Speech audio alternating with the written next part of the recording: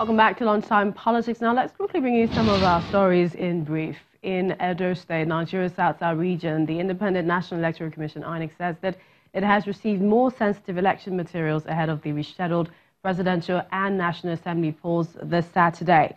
The Edo State Resident Electoral Commissioner, Mr. Emmanuel Hart, who confirmed this to Channels Television, said sorting of the sensitive materials are already being concluded for onward distribution to the 18 local government areas of the state.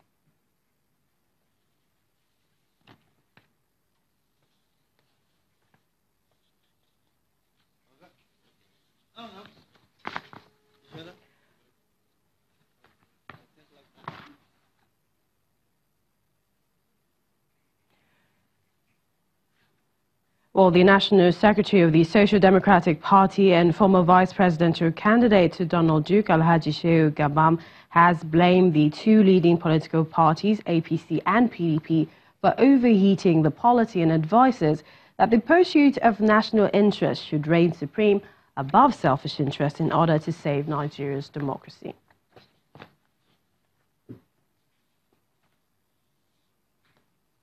Well, let's get back to our guest who has been waiting patiently in Abuja, Mr. Yusuf Shamsuddin, Project Manager for Center for Democracy and Development. We'd like to thank you for your patience. But Section 129, subsection 4 of the Electoral Act gave the maximum punishment of 2 years for ballot box snatchers. Do you think that is sufficient? Well, it depends on the people, the thinking of the people who actually drafted the law. And we know that there are a whole lot of conversation about the people that at the point in time that the Constitution was written. The 2-year imprisonment, it's enough. And I think even if we have to make it more, but we have to make it more. It's something that we can consider even up to like 5 years. But it's not something that we have to make the consequence of ballot snatching to loss of life. I think imprisonment is something that we need to consider, and also very fundamental thing that we can look at is also to further interrogate the people who are the major sponsor of these political talks who engage in such act on election day. I think in addressing this, law itself going to 2 years and going to 2 years imprisonment is not something that would likely be sufficient, even if it is 10 years imprisonment for the people who engage in such act. But most importantly is for us to look at some of the actors who provide resources, who provide resources to ensure that these people engage in such act. I think it's something that we need to critically look into. I know those people are set of known politicians in our society who belongs to this party or the other, but we should ensure that the law is not only, justice is not only meted on these people who directly perpetrated the act, but also look beyond that, by looking at the sponsor of this act. Right. So I would suggest that in looking at some of these things, we need to hold people who are the major sponsor of this act accountable to their act. So imprisonment is largely sufficient, which we may have different conversation in terms of increasing the number of years. We'd like to thank you. We'd like to thank you. Thank you so much, Mr. Shamsuddin Yusuf. We appreciate your time on the program. Well, former President Goodluck Jonathan has asked Nigerians not to vote for politicians who do not value human lives. Dr. Jonathan was speaking in Yenagoa, Bayelsa State capital, in an interaction session with journalists. This ambition is worth the blood of Nigerians. If you want to be president, you want to be governor, you want to be House of Rep member, supposing somebody has killed you, will he have been the president? Will you have held the office you want to hold? So why must another person die?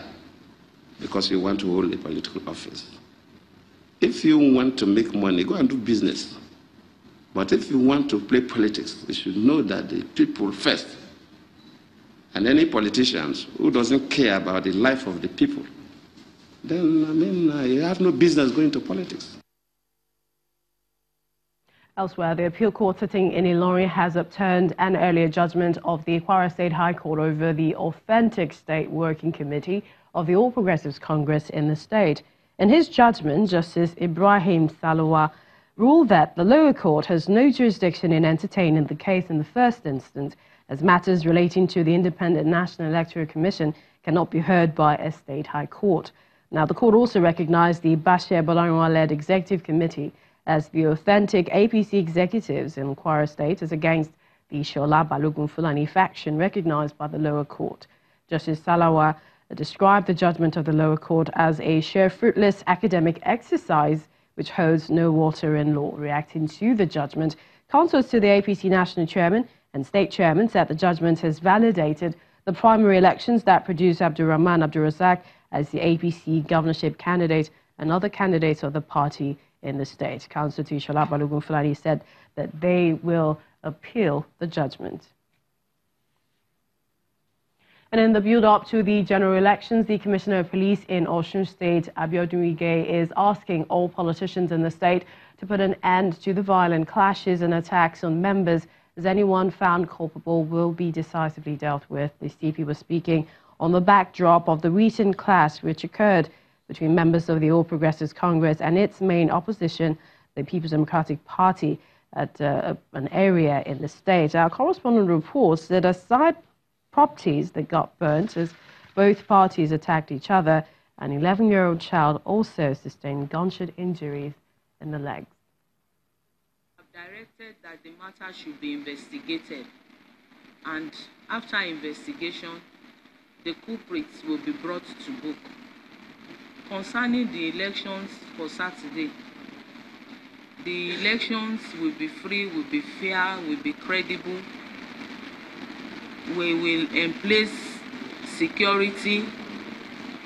We'll make sure citizens of the state are not intimidated in any way, that they are free.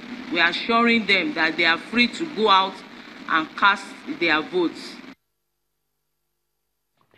The Osun State Governor, Senator Ibikunle Amosun, is warning any individual, group or party who has the intention of rigging during the Presidential and National Assembly election in the state to desist from it. The governor says President Muhammadu Buhari's warning against such intention should be enough to dissuade people with such intent. He's saying he's latching on to that warning to re-echo the non-tolerance of the state to such acts. President Muhammadu Buhari has said it repeatedly, even in his quiet movements. If you have opportunity to be with him one-on-one, he will say that this election will be the freest in the history of this country.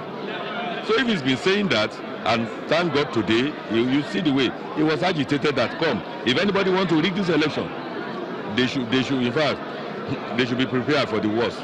So, and that is it. So for me, let me lash on to that and repeat for the uptime time. We are appealing to them. People, when God gave you positions, they should use that position to benefit their people, to benefit the lot of humanity, and even all the citizens of either state or nation in which they found themselves. Well, keep watching Channels Television, your home for the news, for the latest political stories, news and updates. Thank you for watching Lunchtime Politics at this time. I'm Millicent Walker.